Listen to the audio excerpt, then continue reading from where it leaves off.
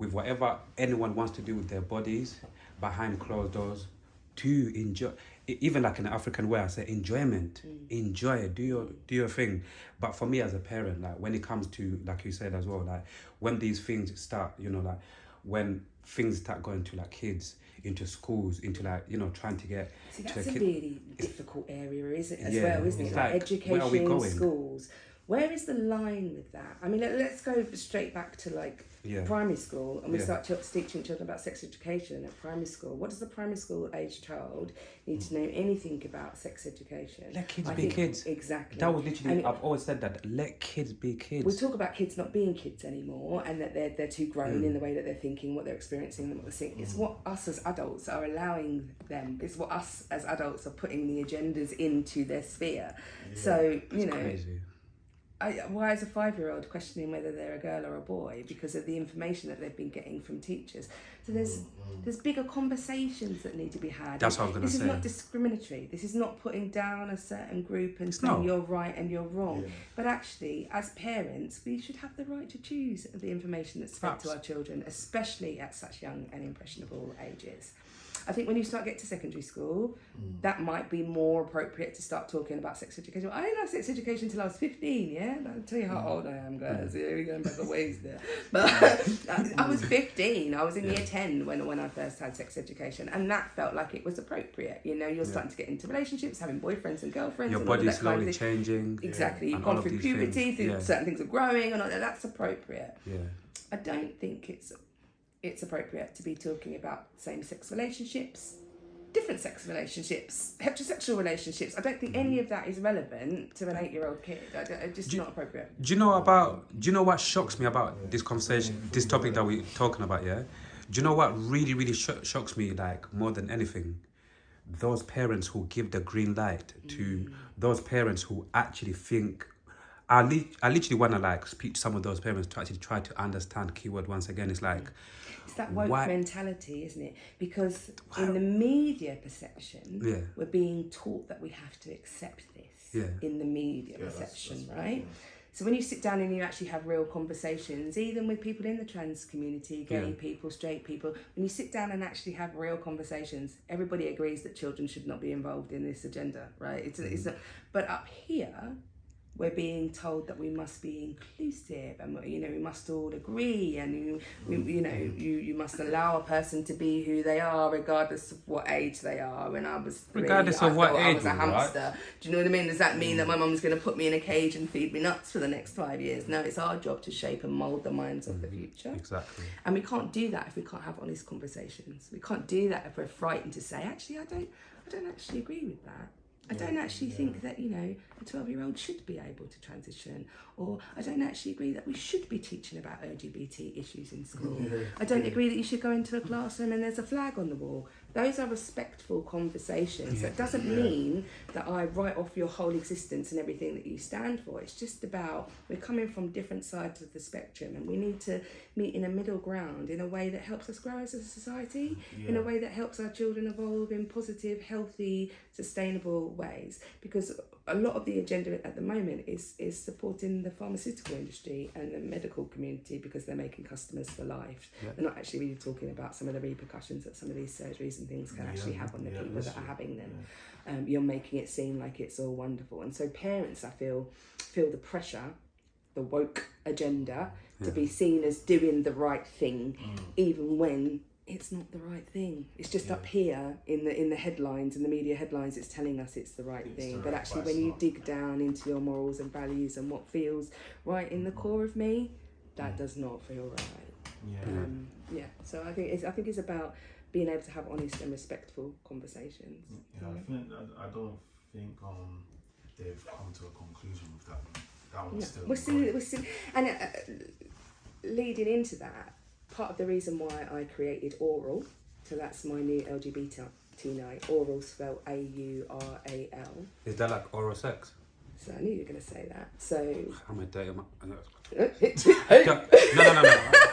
Now we know, guys. Now we know. We heard it. He slipped. Yeah. That's it. We know now. He's a dirty. To be fair, I think there's a lot of people are going to be watching this. Like, I thought the same thing as well, oral, but yeah, sorry. Yes, but obviously it's a play on words. Yeah. It's meant to make you think that. Because the reason that I started this night was because we have been getting a hell of a lot of negative press within the LGBT community. Homophobia is on the increase. Acceptance of that kind of lifestyle is on the decrease. There are a lot of people kind of getting attacked, and those kind of things are increasing. And what I wanted to do with Oral was show a different side to us, because the LGBT community, especially in terms of the nightlife and things, is very overly sexualized. Everything is focused on a sexualized agenda. That's how they sell it. And actually, I'm a multifaceted human being, an individual. Being a lesbian is just one part of my identity, of who I am. It's not my whole. And so the whole part of Oral was to provide a space that elevated the LGBT community. That's good. Elegance, glamour, red carpet, couture. Remember going out and wearing shoes? You boys are probably too young for that, yeah? Nobody wears shoes nowadays, but just that... I was going to lie and say I remember those days. You don't remember those days. It's all about platforms. I even see some of the posts, even once again on the page. It looks like those... Like, just the event elevating. you're talking about, it actually looks really good. Elegant, elevating the nightlife scene, giving a touch of class. Which is not really so much out there, and also showing a different side to who we are. So bringing together music, fashion and art. So the visual displays are like photography of positive images from industry leaders, thought provokers, change makers in our community. That's what's showing on your visual displays on the evening. You've got the red carpet where you can dress up to the nines and go and pose up with your friends. You've got private tables. So the whole idea came about was because we've been having such a negative viewpoint of who we are as a community, and I wanted to show a different side of who we are, a side that isn't about sex, a side that is about art and our creativity and our natural flair, and bringing that all together. So that's kind of how it all came about. And the name was me trying to be clever, really. Well, you got me in the play is the it's a play on fucking words. worked, didn't it? Because you got me in there. You blew me When out. you hear gay, when you hear that someone's gay, do you make an automatic assumption about that person? A lot of people do, right? Yeah. You guys might not, because you're quite mentally evolved. But a lot of people, when you hear LGBT, you'll make an automatic assumption as what it's about. When you hear oral, you make an automatic assumption about what it's all about. But oral is actually an auditory landscape.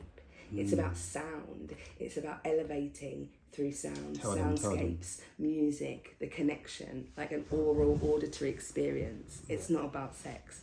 Yeah. And the LGBT community is not about sex. It's about who you love. I have to say, a good few years ago, I worked, I did some security work at Pride. I have to say, man, people having a fucking good time, and I can't lie, man. Fuck me, bro. Like, but there's a line with that too, right? There's a line with Pride. Yeah, there's a fine line to that.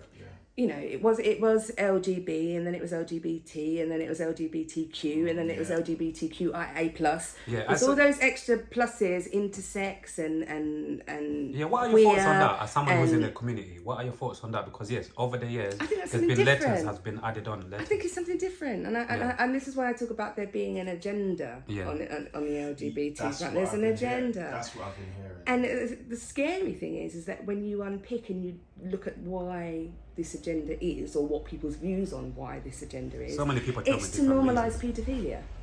Yeah, I got. It's to normal. They're trying to tag that onto the end of our little rainbow umbrella. That's the view anyway. I don't have got told concrete numerous evidence times, that is what is happening. A few people have told me as well, but I didn't really know. When you explore it and you unpick it, minor attracted persons is a thing now. It's not paedophilia anymore. You're supposed to call them a minor attracted person. What? And in government and in conversations in certain countries, things are being decriminalised. The custodial sentences are going down in terms of the amount of time. When you look at the amount of allegations that there are of sexual abuse and exploitation within our own parliament, within our own kind of, power structure. The royal family.